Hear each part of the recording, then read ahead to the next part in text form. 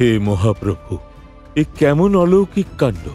তোমার ইচ্ছাই বা কি প্রভু? যদি আমার দ্বারা কোনো ভুল হয়ে থাকে তাহলে আমাকে ক্ষমা করে দাও প্রভু। ভক্তগণ আকুল হয়ে উঠেছে, এইবার রথ চলুক মহাপ্রভু। প্রধান পুরোহিত, আমার প্রিয় ভক্ত শালবেগ পথে ক্লান্ত হয়ে ব্যাকুল সুরে আমায় ডাকছে। ওকে শীঘ্রই সম্মানের সঙ্গে স্বাগত জানিয়ে বড় দণ্ডতে নিয়ে এসো। যতক্ষণ না ও আমার দর্শন পাচ্ছে, রথ কোনোভাবেই এগোবে না।